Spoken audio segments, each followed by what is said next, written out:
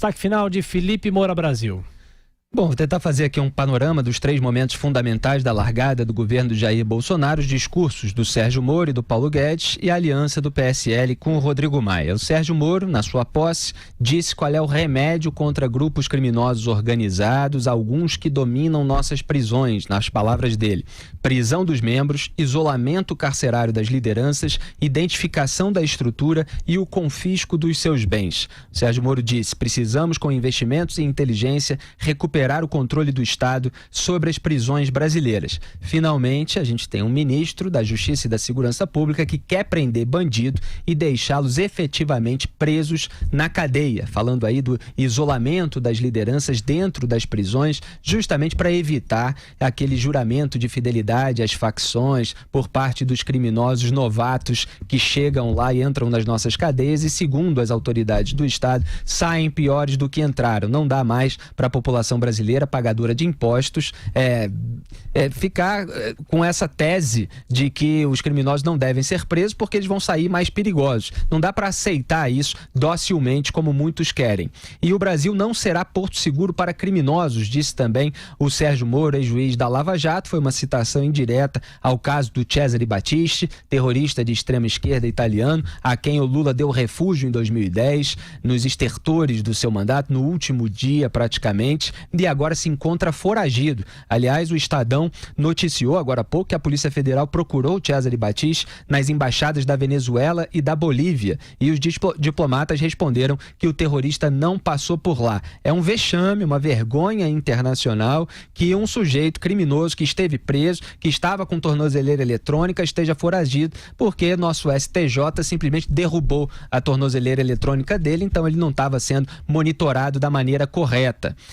Então o Sérgio Moro dizendo aí que o Brasil não será porto seguro para criminosos desse tipo, né? E ele também pregou aí a necessidade de se autorizar a prisão de condenados em segunda instância, de apresentar um projeto para avançar no Congresso, para explicitar isso na lei e assim driblar essas jurisprudências de ocasião feitas pelo STF, agora no caso em benefício do presidiário Lula lá em Curitiba. A sessão plenária está marcada para 10 de abril desse ano e eu espero que não haja uma revisão. O fiel da balança no caso é a ministra Rosa Weber, que é contra a prisão após a condenação em segunda instância, mas que defende o princípio da colegialidade para que não se altere uma jurisprudência estabelecida recentemente. Se algum ministro pedir vista, vai dar mais tempo ao Congresso Nacional para tramitar o projeto do Moro e eu espero que haja pressão popular para aprovação.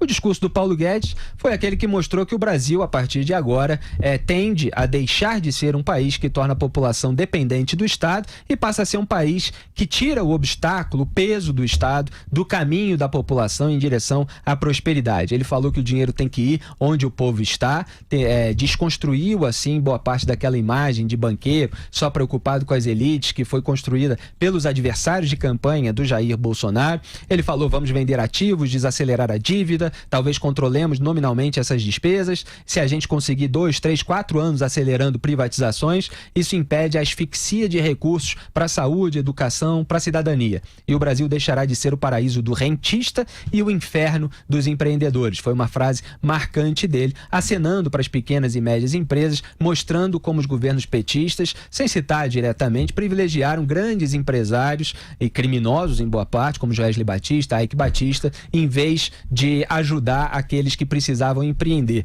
Inclusive pessoas pobres que têm a necessidade, a liberdade, o direito de empreender no Brasil. Então, ele defendeu a abertura da economia, simplificação de impostos, privatização. Também é bom ter um ministro que fale essas coisas que a gente defende há muito tempo. O país caminhando aí para um liberalismo econômico. Lamento que tenha chegado a esse ponto de quase quebrar para que fosse necessário fazer isso. E o PSL acabou optando pelo pragmatismo político, não conseguindo construir uma candidatura de oposição ao Rodrigo Maia, acabou optando pelo mal menor. Do outro lado agora aparece o Marcelo Freixo, deputado estadual do Rio de Janeiro e agora deputado federal eleito, que é um rival rival da família Bolsonaro lá no Rio. Então, mesmo aqueles membros do PSL que estão insatisfeitos com o apoio ao Rodrigo Maia não terão outra opção, porque do outro lado tem um socialista que está lá dizendo que está defendendo o campo democrático com todo aquele cinismo, como se o pessoal do PSL fosse contra a democracia. Então, o Rodrigo Maia irritou boa parte ali do PP, do MDB, mas ainda vai conversar com eles e o PT provavelmente vai pegar o que sobrar. Eu espero que o Rodrigo Maia não seja um empecilho ao avanço de determinadas medidas importantes para o Brasil, que foram bandeiras durante a campanha do Jair Bolsonaro.